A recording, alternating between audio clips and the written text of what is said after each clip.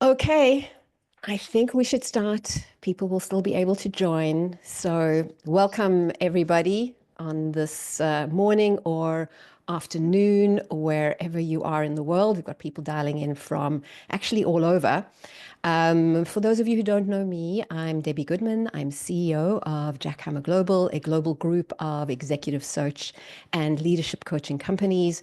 We help organizations to find and secure great leaders. Before we get started, my chief marketing officer is going to kill me if I don't mention this. So, Jack Hammer, we have a talent map offer that is going out right now. So, you won't want to miss this. If you're trying to get insights and data on critical talent insights for your strategic hiring for 2025, we have this amazing product and offer that can help you with that. You can contact me for more info, and I will pop a note in the chat as well. Okay, that ad was sponsored by Jackhammer Global. We are we are now back to the webinar. For the last 25 years, I have been helping organizations to negotiate and have been helping executives to negotiate their salaries, trying to get a good and fair deal for absolutely everybody. I've seen the good, I've seen the bad, I've seen the very, very ugly. And here's the thing, that salary negotiations are, they can be scary, they can be tough. It's actually a very thorny topic for a lot of people.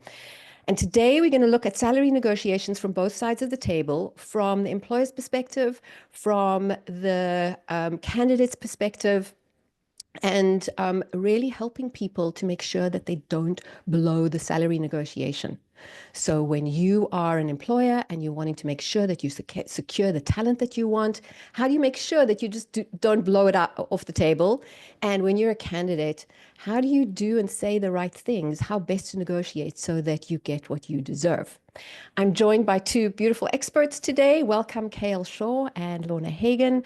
I'm going to do quick intros to both. Lorna is a 4 times Chief People Officer, co-founder of Win Consulting, a high-performance executive coach. She has experience in high-growth startups, turnarounds. She's worked in both private and public companies in a range of industry sectors. She's seen it all. And then we have Carrie Lynn Shaw, Kale Shaw, is founder and CEO of The Salary Bump, where she helps people to negotiate their compensation packages.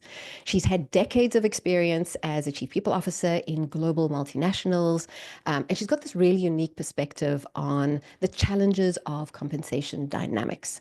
Both Kale and Lorna have actually been guests on my podcast on Work and Revolution. Both of their episodes were top downloaded and rated, and you'll soon see why, because they are straight shooters, no BS, straight from the hip and the heart. And today we're going to dig into all things related to salary negotiations. Before we get going on things, audience, thank you for being here. Please use the Q&A to post your questions. That we will have a Q&A at the end, and also we have popped our respective LinkedIn profiles and bios. You can click onto that if you want to link in with any of us. Okay, so here we are after that somewhat long intro. Let's dig right in. Okay, KL, why the general fear and loathing about salary conversations? Why is it such a hard thing? It's hard because there's so much fear involved. I think part of it is fear and part of it is unknown. So for the first 20 years of my career, I didn't know I could negotiate. I really had no idea. I worked for huge, huge companies. They made me an offer. I was grateful. Let's go. And I thought, I'll just do good work and the money will come. And to an extent, that worked for me. But it was really unknown. And then in those early days, I would say the second layer on that was, even if I did know I could, I didn't know what would I negotiate. Hmm. I really didn't know what I would even ask for. And by the way, we'll soon find out in this amazing session that there's so much more beyond salary that people are not thinking about. So I wouldn't have even known what to negotiate. And the third thing that comes up for people is that for women in particular, women have been told for years that they're bad negotiators. I had been told for years that I was, and therefore I didn't do it. Or I don't want to come across greedy. And therefore, if I negotiate, that could be one of the thoughts, or that I want the money more than I want the role. And the fear around how you might be perceived is one big factor. And I would say this market is another. This market is definitely a little bananas. And Mm-hmm. there's fear that they may pull the offer. So if I Right. negotiate, like I need this job, I need to pay my bills. And therefore, if I negotiate, they might pull it from me. I've never pulled an offer in my entire career. Lorna, I'm sure you may or may not have done it. If ever, it's been like somebody who is behaving really badly. But I have heard stories, and I may have mentioned this, Debbie, on our podcast, where companies have pulled offers because they didn't negotiate. At high level, if you're talking about legal, HR, sales, logistics, CFO, if they're not negotiating, I think a company wants to see how you're going to show up in negotiating with their vendors and partners. So it's actually something you could look at as an interview benefit. Let me show them how I show up in this environment. Yeah, I mean, that's an interesting perspective. Like you're expected to negotiate in certain roles and certain levels, but 100%, I think right now, particularly in the US, particularly in some sectors, candidates are just so grateful to get through an interview process to the point where there's actually an offer on the table, that they're not wanting to shake the boat. And the idea of negotiating it in this kind of market, you know, has an additional level of caution on top of that. So, um, nevertheless, from an employer's perspective, there are also some challenges that an employer may have to actually figuring out what the right offer is in order to secure top talent. So let's be real. If you wanting to hire the top 1% of the candidates that you've interviewed, and the top 1% usually has at least one other opportunity, their current job, and we know that people walk away from offers that aren't good. So, Lorna, what are some of the challenges that the employer might have in actually knowing how to put the right offer on the table? Yeah, this really is a hot topic button for me, especially, I work at private and public companies and several startups. And this is and frankly, listen, everyone's looking at budgets. One of the things that's always been non-negotiable when I'm thinking about my budget is salary information, right? Benchmarking information. There is some data that says that companies who use salary benchmarks never go above or below. There's only like a 5% margin of error from being at the mean of a salary band, which almost everyone's trying to get there.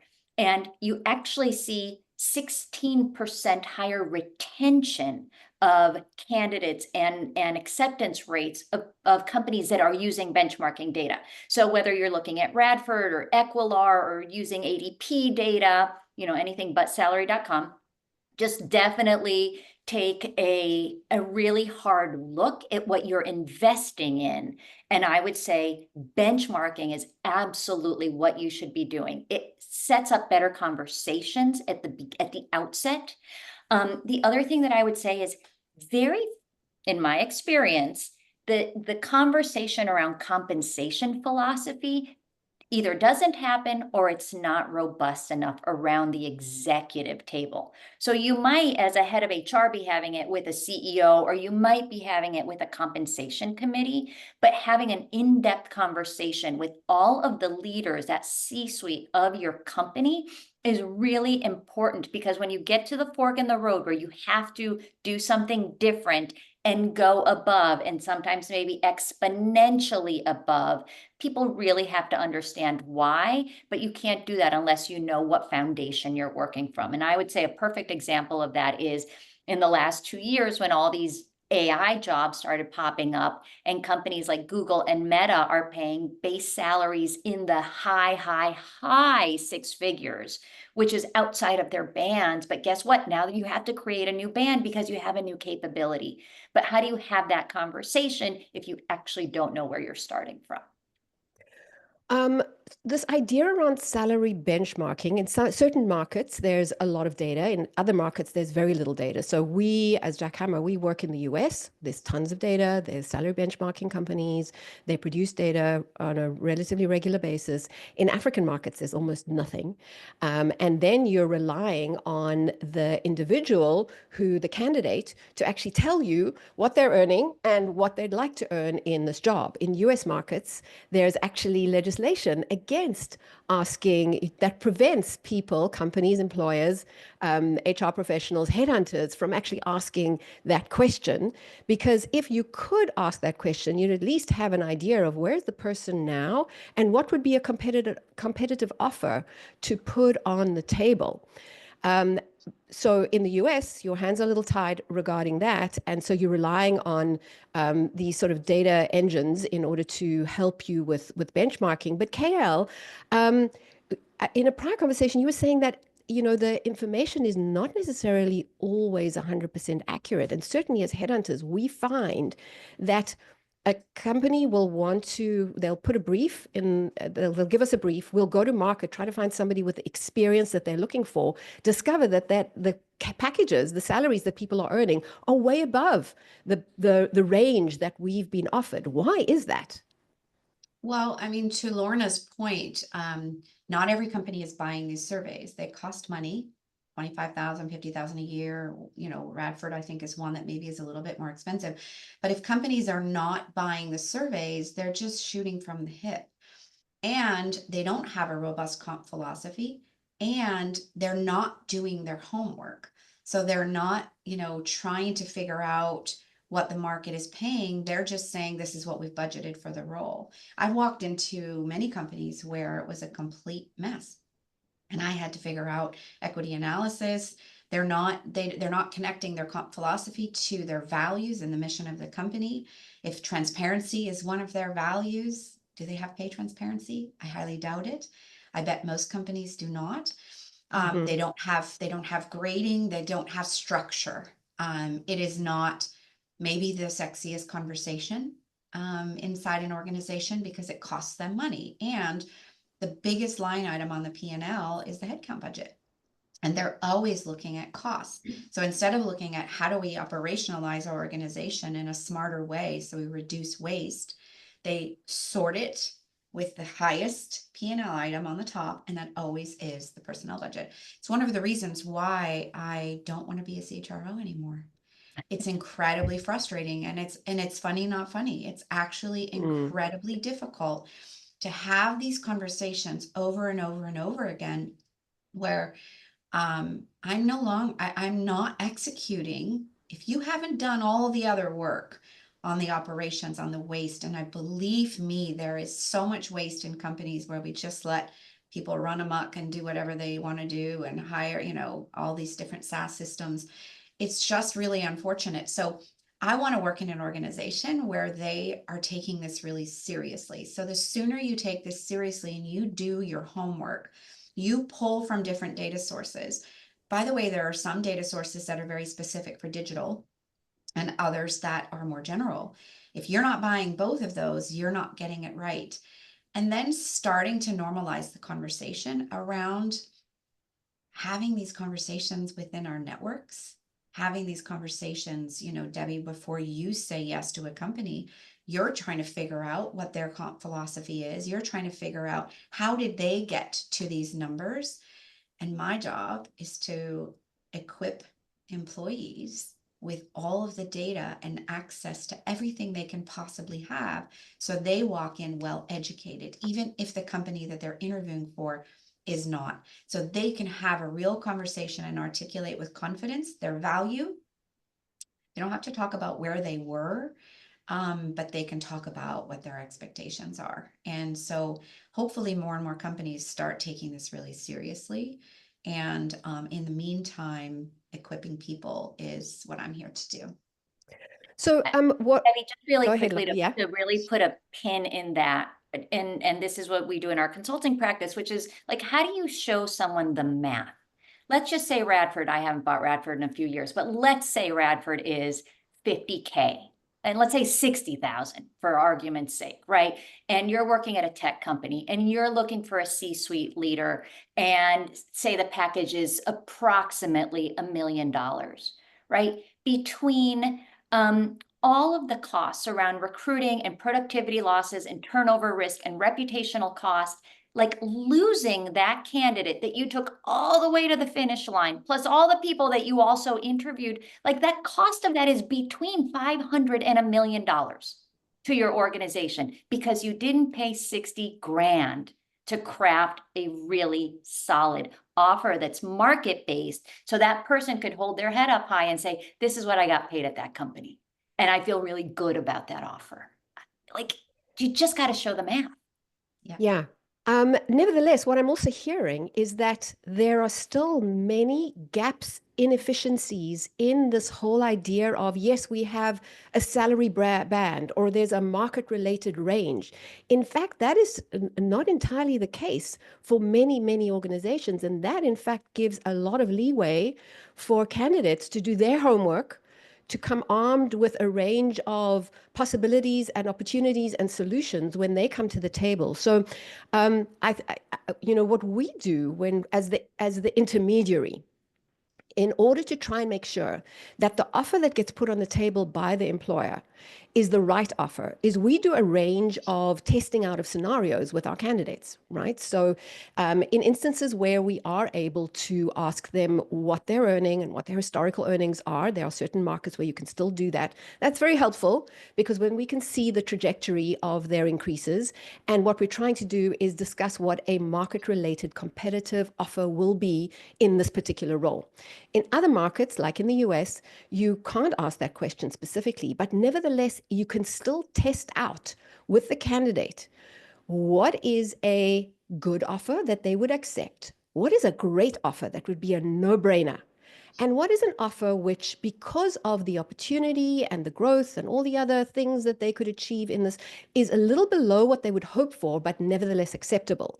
And so we're trying to get an insight into that range. And the thing is that you can only get that information from a candidate when you actually have a relationship of trust with them, when they know that you're not trying to lowball them, because that's usually why people are afraid to talk about what they're currently earning and what they would want to earn, because they're worried that they are going to inadvertently put a number on the table that is lower than what they should be asking for.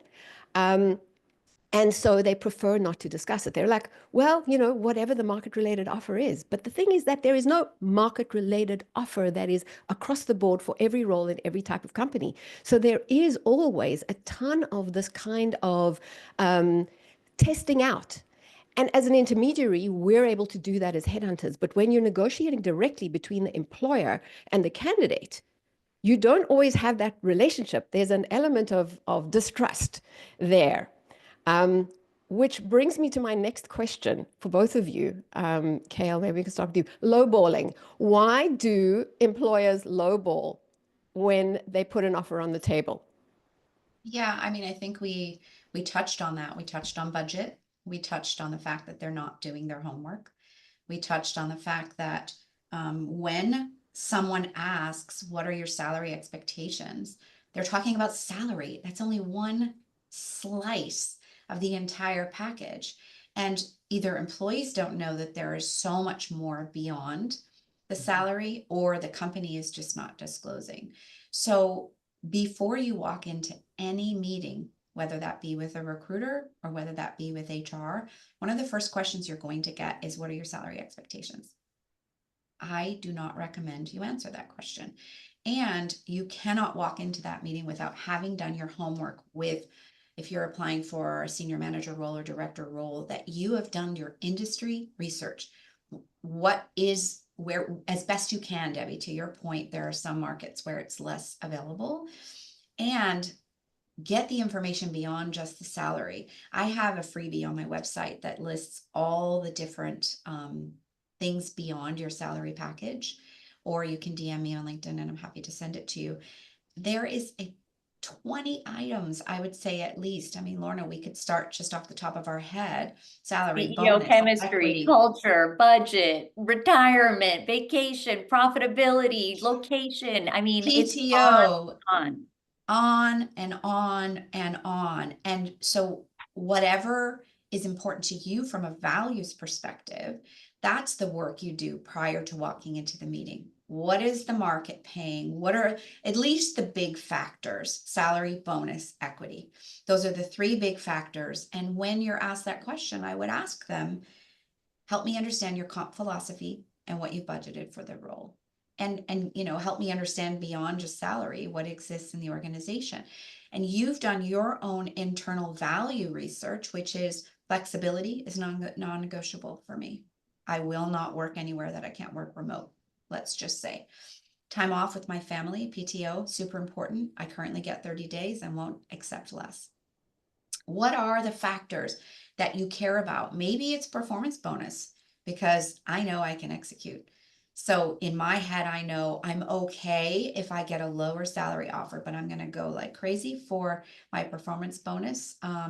Or I want to stay with this company for a really long time. So I want to ensure that they have some kind of a long-term equity or pension or some kind of structure that also is exciting that keeps me here.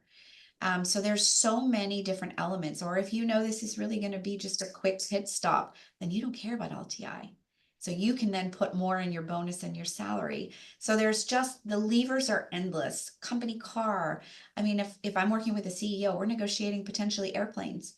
If it's on a lower level, there's train, what does it cost you to get into the city every day? Your train tickets.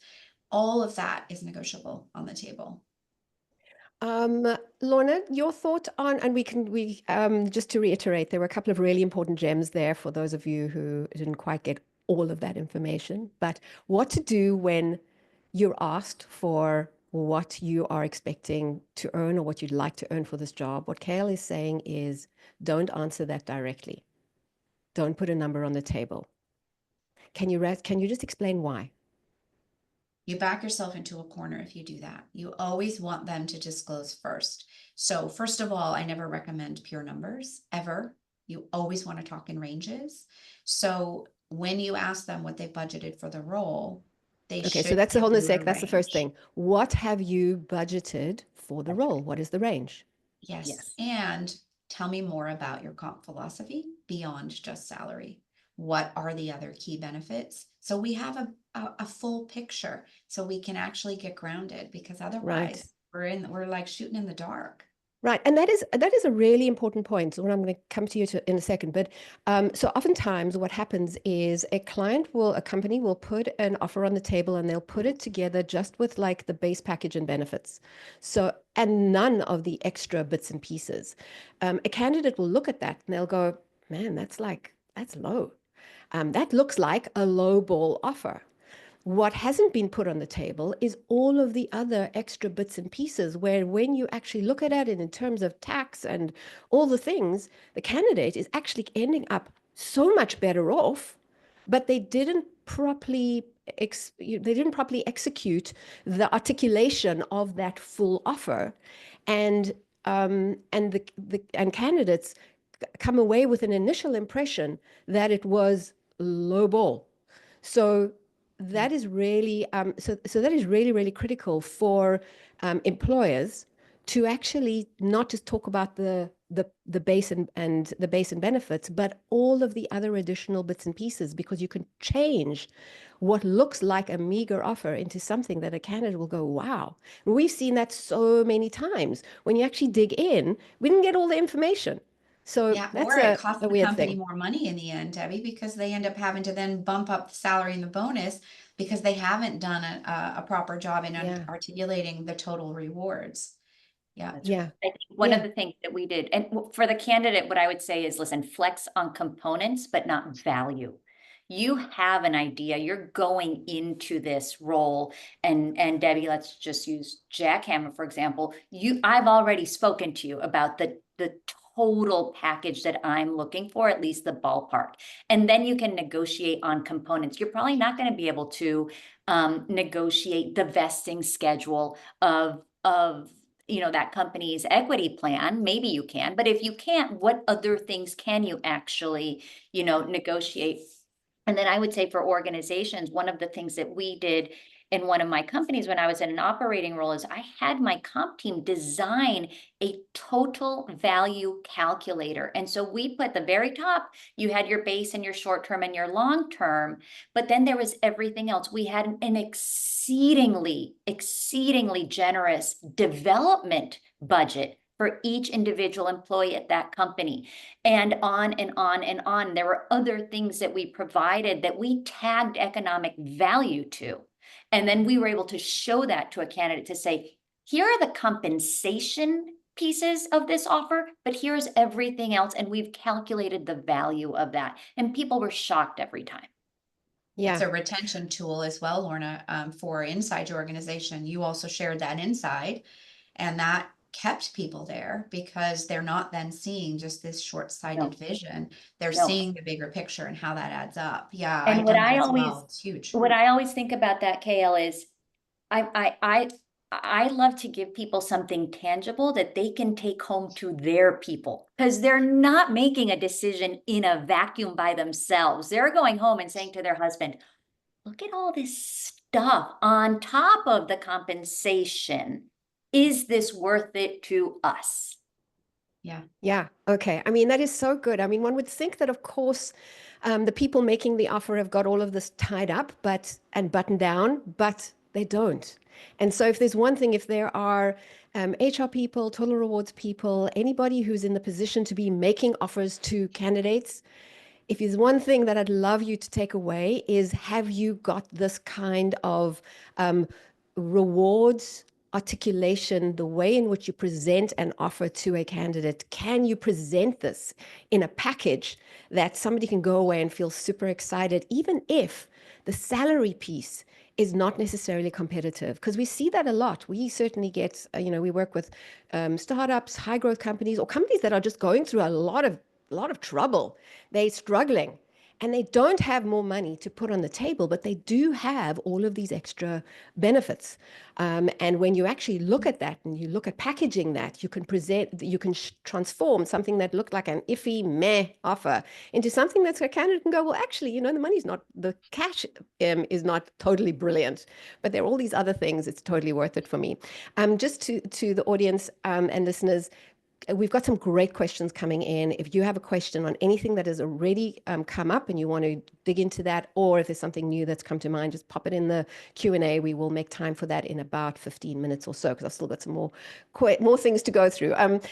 Okay, I want to talk about how candidate experience through the interview process, how that can influence the acceptance or rejection of an offer. Because I think what employers don't always realize is how much the candidate experience has an influencer on that final yes. Lorna, take it away. And the culture of the company. Yeah. Lorna. 100% the culture of the company. I think that this is where generational differences are stark. And I would say I'm Gen X, and I would say probably my gen and before, we just accepted this is the way companies run, and these are the way that things are done, and okay, I'll take that. What I'm seeing is much less that, right? Because people have choices and people have megaphones. So those are two things. One is I can actually go to another company very easily, because today there is LinkedIn and Indeed and all these things that never existed before. So choice is huge. But the other is megaphone. I'm going to go on Blind, and I'm going to go on Glassdoor, and I'm going to even go on Google, and I'm going to go anywhere. I've even seen people bashing companies in the Better Business Bureau, website. And TikTok.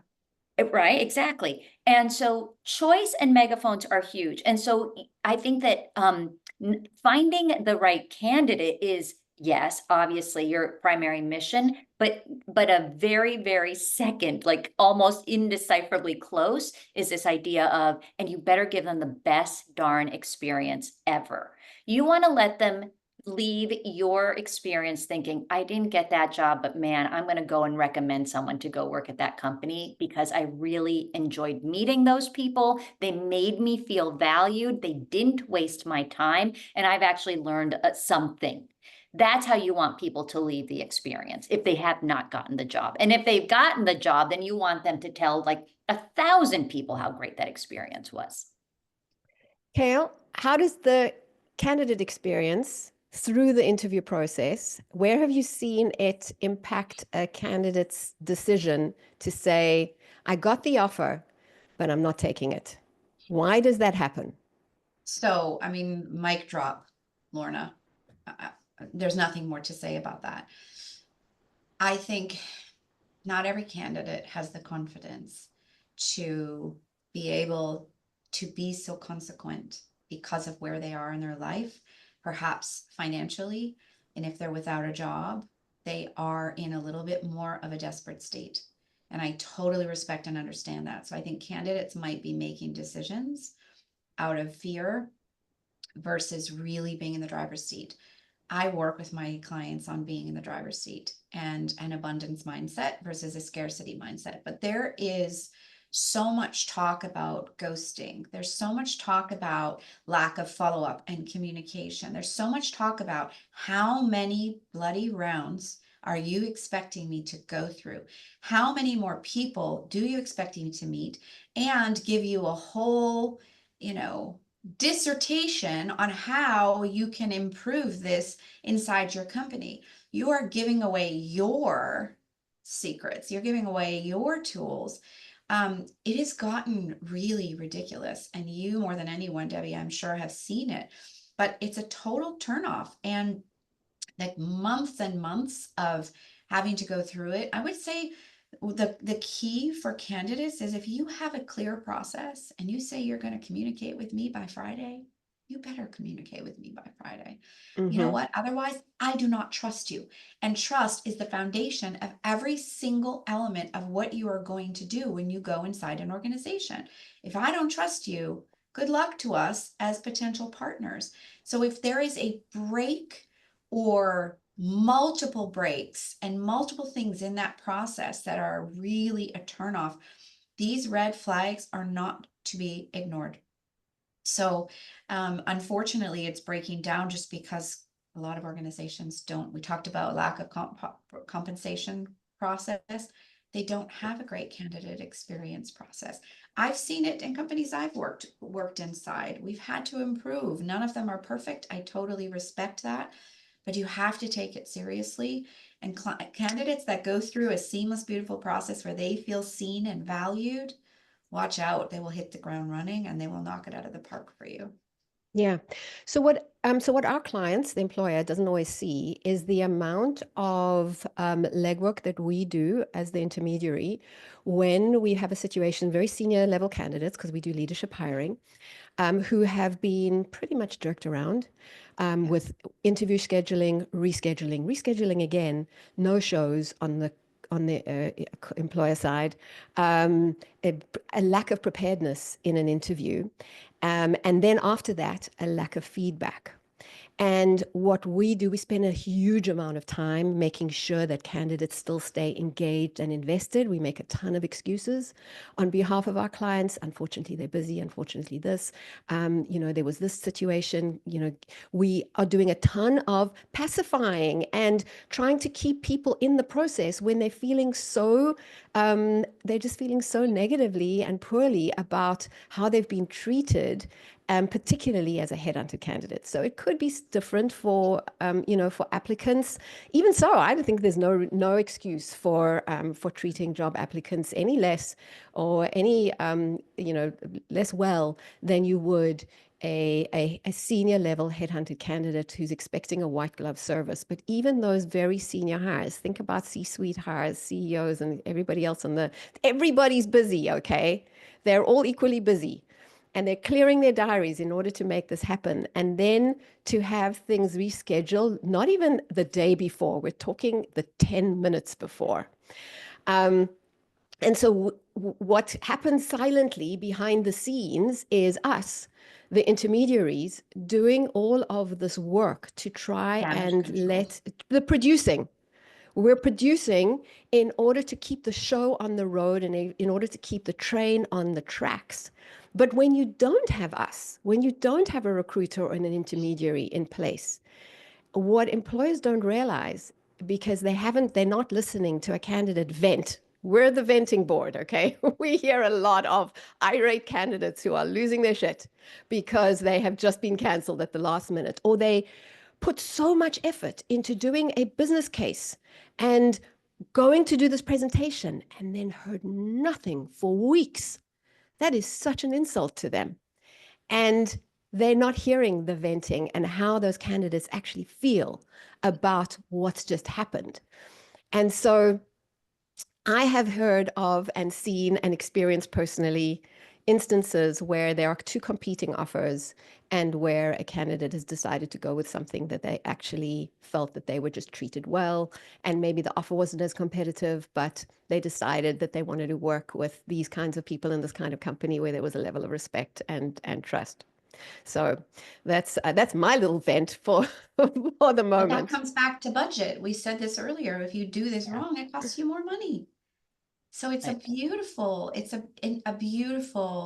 isn't that hard to create a seamless process and to hold your leaders accountable to show up. Yeah. One would think, right? Okay, let's talk about counter offers, okay? Because this happens a lot, where an employer puts a number on the table and it may be too low, or it's the amount that the candidate asked for, but now they have a competing offer and they want more, or their current employer comes back to them and puts a bunch of promises on the table. Lorna, what happens on the employer side when the candidate comes back and declines or says that they'd like more money or the offer isn't competitive enough? What's going on in the mindset of the Yeah. employer?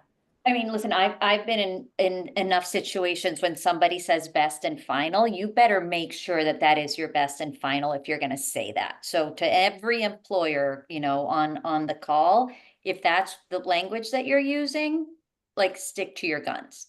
Um, I I would say to you, you have to be open to the possibility that things like that will happen, right? And so, yeah, and the current employer is shocked and they don't want to lose KL to, Newco, and so they're going to offer her certain things and she's going to come back.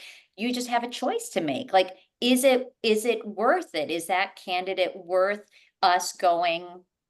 It could be 20K, it could be 200K. You don't know. You just have to make a choice and then go back to the basics. Like we already talked about this. Do you have benchmarks? Is this a kind of salaried benchmark position, or is this an outlier position? How much are you willing to bet? That's why it's not a science, it's an art. After you do the benchmarking piece of this, it's an art and it's conversations and it's you having the courage to say, you know what, we're going to go out on a limb and yes, we're going to up this offer, or say, no, we can't. Here are the reasons why we can't. We hope you can still join us. But you can't be wishy-washy. You have to have a position. You have to be strong in your convictions around where you landed. That's the best advice that I can give on the counter. But I would say always be open to the possibility that that's going to happen, right? And this is what I would say to organizations and to candidates. Candidates get the offers they deserve, or they don't get the offers they deserve. They get the offers they negotiate for. And so, I don't actually think, in my experience, most people haven't negotiated, but people do, and you have to be prepared for that. Absolutely. Does it put, I mean, we've seen situations where the candidate comes back, says, listen, I actually want more. And then the employer gets like kind of pissy. They get super annoyed and it changes almost their perception of the candidate, that they wanted to renegotiate it. We're not talking about an initial negotiation. We're talking about a renegotiation. And I have seen situations where the relationship almost got like super tense and shifted a little. So KL, how would you suggest that a candidate handle the counter offer when an offer's been put on the table? It's not necessarily what they asked for, or it's on the table and they're like, well, I've got something competing. I want to go back to them and say, you need to up the number.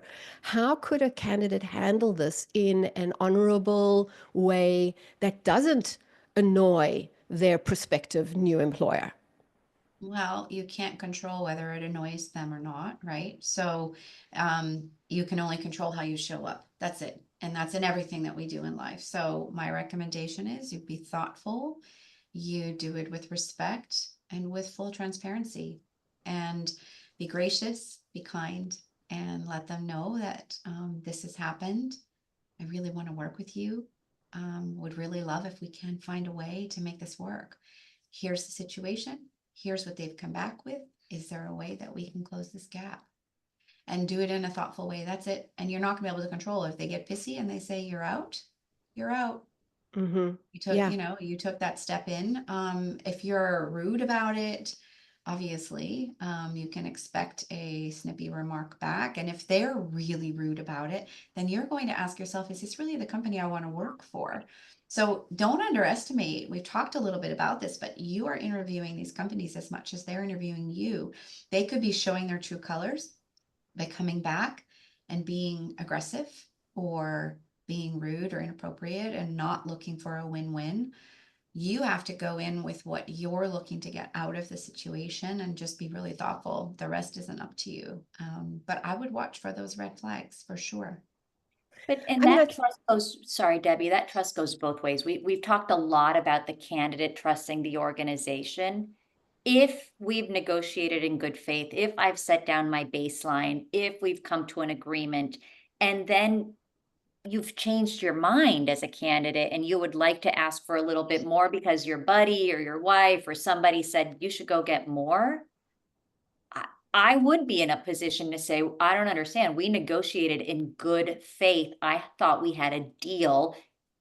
I would question that. So I would think really long and hard. Like the idea of, okay, my current company did make me another offer, so I'm going to go back to KL and say, listen, this has happened, is different than just all of a sudden deciding you want to renegotiate because somebody put something in your ear. yeah, I mean, I think the sort of the takeaway from this conversation is just around if we could all be more transparent with one another, these negotiations would go a lot smoother and have a lot less acrimony and angst associated with them.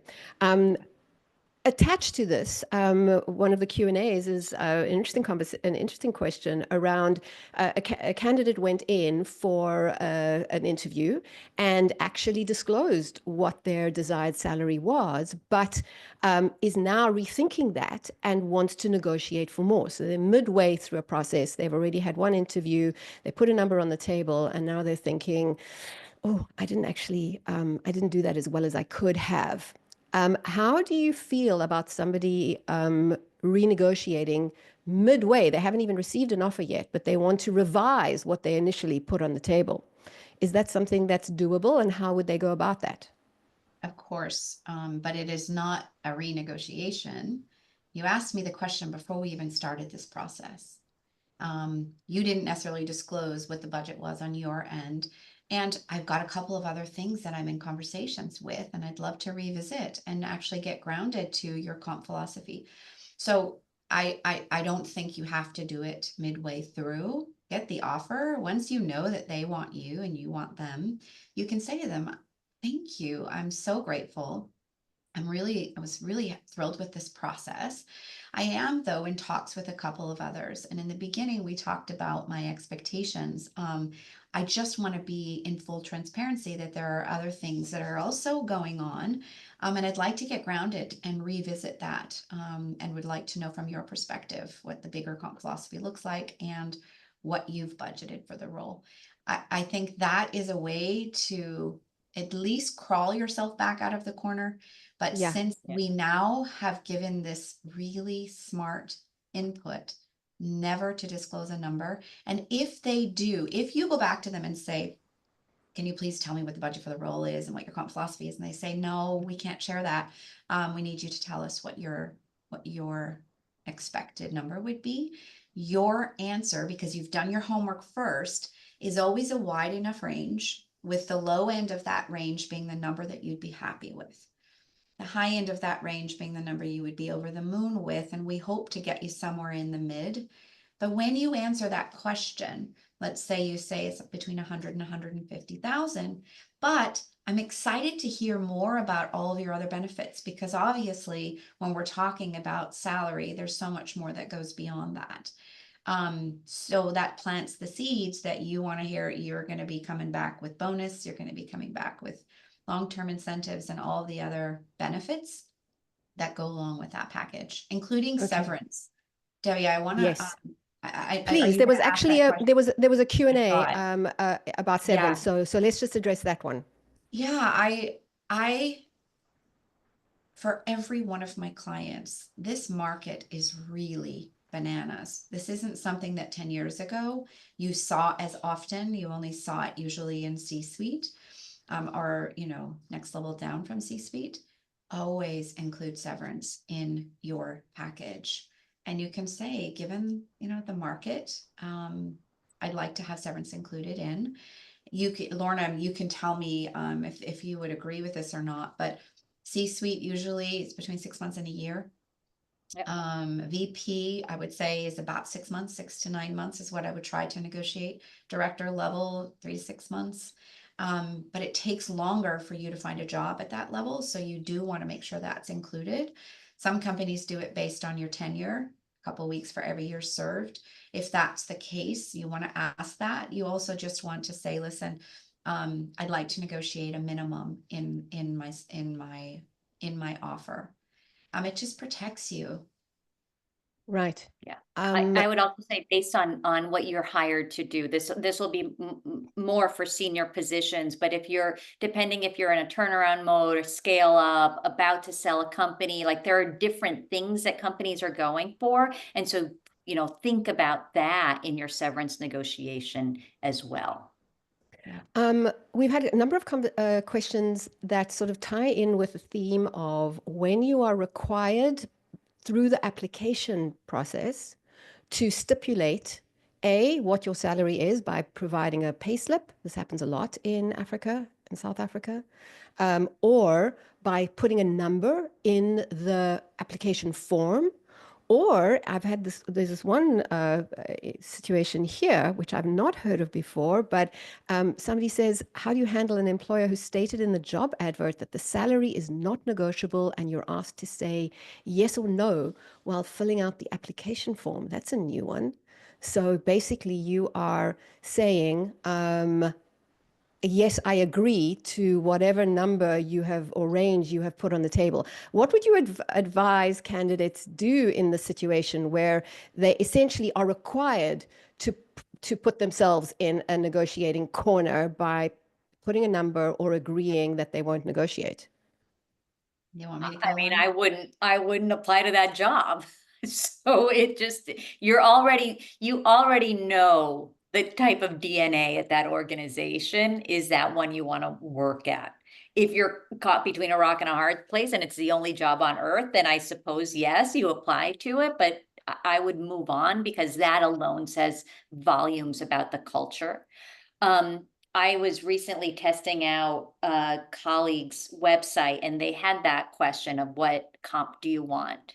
I frankly just filled out 0, 0, 0, 0, 0, 0, and because it had a blank box, right? And I said, um, compensation conversations, can happen at a later date when I have a better sense of the role and how my skills will apply here, something like that. Right. So you just Uh-huh. fill in a bunch of zeros. And Okay. I forgot the third scenario, Debbie. Okay. We've also got another sort of interesting theme going on. Either candidates or employees who have agreed to take a lower salary because the company is going through a challenging period, or somebody who's been on sabbatical and they're now needing to re-enter the market. Basically, people who are feeling like they're on the back foot, and wanting to navigate getting a market-related, salary going forward when they've either stepped out of the market or they agreed to a lower sum in order to help the company along. And now they are moving to a new company. So basically, salary was 10. They are either out the market or they've accepted 7. And now they're wanting to re-enter the market and make sure that they get something that's competitive for their value. How would you advise that, Kale? I think it's still about being transparent, right? So I accepted 7. I know the market rate is 12. It was a very specific reason why I accepted that. And there was a trajectory for me and the company to partner together to get me back up to that amount. But it was a very conscious decision that I made.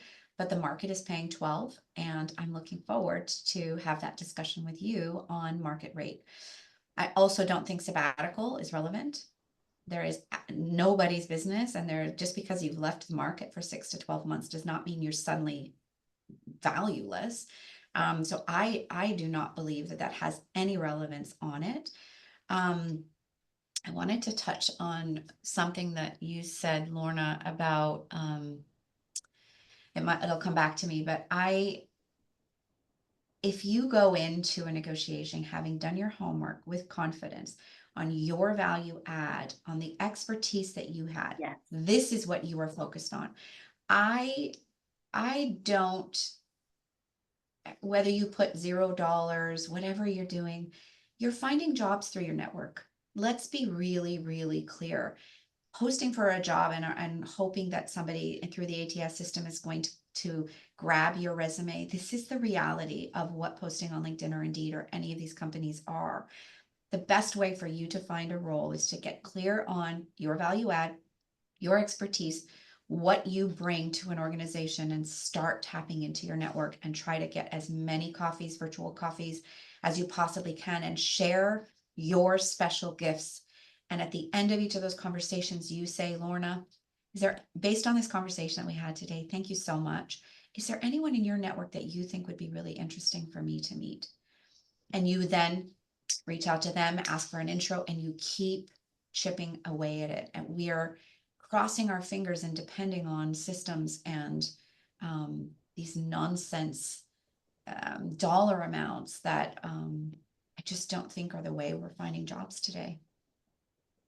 I think that's really super fair and spot on. And to tie this thing up about value, it's, and whether you took a step back in comp now, emphasize your future contributions, right? Every company that you're interviewing for, you can find information on them. Google them, use a website like PitchBook, depending on your level, you know where they want to go. And you have to emphasize how your candidacy and your skill sets are going to drive growth or innovation or transformation, whatever it is that they're looking to do. You double down on that. I bring these skill sets, and here's how they're going to help the organization. Ergo, the comp should be X, Y, and Z. I want to tie this all together with a couple of things. The one is I am always astounded at how little practice candidates do with this particular part of the conversation. They'll do a lot of interview prep around, talking about their skills, their experience. Tell me about a time when you did da-di-da-di-da. They'll do all of that, but the actual bit of articulating the words around how to negotiate for salary and how to talk about what they're looking for and why they believe they're due, that would be, they would be deserving of that particular conversation is not something that I'm seeing happening frequently enough at all levels of at all levels. Obviously, I deal mostly with people at leadership level, but regardless, even people at leadership level, you should be absolutely spending time rehearsing and finding the words to articulate this, because this is not a conversation that we have just day to day. The second is that whilst we certainly have, you need to represent your skills and the value that you're going to add going into the future and where it's going to impact the bottom line and all that da-di-da, the reality is that in certain markets, we have come out of a hiring frenzy with, in some instances, packages that were kind of escalating because there was supply and demand. Okay, so we are in markets where supply and demand exist, and companies were putting top plus X on top of any salary band in order to get somebody to join their company. Then in certain markets, particularly the US and in tech, we've had 500,000 layoffs in the last 3 years. What we have now is a different market where we have more candidates available for jobs. And the certain value of certain jobs are now being readjusted. And it's a bit like after the global financial crisis. Some of you weren't around then, but people would often quote to me the salaries that they were earning in financial markets before the global financial crisis. Then there was a whole re-rating of the world and there was an adjustment. And so I do urge candidates to think about that in the context of where you are geographically, in which sector, and what you're negotiating for. I do not advise that you diminish or undermine or take a shitty offer, but there needs to be also taking into account where we are in the world, and what you may have earned in 2021, you may never see again, particularly in bonuses, in where we are now, 2024, 25. Please, God, may that be different. But those are my closing statements. So, Lorna, over to you. Yeah, here's what I would say. Listen, death, sex, and money are the things that nobody ever likes to talk about, but you have to, right? And I think that's starting to change. So one of the, we just don't talk about money. We don't talk about salaries. It's considered, in poor taste to do that. And hopefully that is all changing, especially here in the US where you have to post salary ranges. Hopefully that will continue, knock on wood, in certain states. The other thing is nobody teaches you how to do this. It's not a thing that you ever get any training on unless you go through outplacement or you go get an MBA. But guess what? AI is your magical friend. And there is Salary Negotiator by YesChat, and there's a thing called Assisto, and there's a thing called NegoBrain. I mean, there are at least 4 AI tools out there that you can mock play and role play a salary negotiation. So go get on those tools and use them. I mean, they are your friend. Not a day goes by where I don't do something on AI. This is something that I would, absolutely recommend to all of my coaching clients. And KL, closing from you. I think we gave a lot of great tips, do's and don'ts, things to be really thoughtful about. The last thing that I'm going to set you up with is this. When I thought about negotiations in the past, my view on negotiations are coming from the only thing I've ever seen on TV, which is lawyers. And there's generally a winner and there's a big loser. That is not what I recommend when you're walking into a negotiation like this. This is a win-win environment. So thinking about the kind of setting that you want to create, whether you're on the HR side, company side, the recruiting side, or the candidate side, what is the setting? How do I want to feel when I walk into that negotiation, which is positive, optimistic, seen, valued, and creating a win-win environment? I even recommend for my clients to say that. Say, listen, this is a really exciting part of the process. We're down to the finish line. You want me, I want you. Let's rock and roll. How do we create a win-win conversation so we both walk away feeling amazing? That is what I recommend you do. And that sets a totally different stage that I promise you will have a positive result. And don't think about it as this like ugly, negative, aggressive. No. That's not what this is about. Beautiful closing statements. Everybody who's still here, thank you for joining us. You will find in the chat is the LinkedIn profiles of Lorna, KL, and myself. KL in particular has some amazing resources on her website. You'll be able to access that through her LinkedIn. Yes, for all of those of you who are going to be entering into any kind of salary negotiation, I am no doubt you're going to be armed to the teeth with so many great tools and thoughts about how to do it so much better. This has been amazing. Thank you, everybody, for joining us. Thank you, Lorna.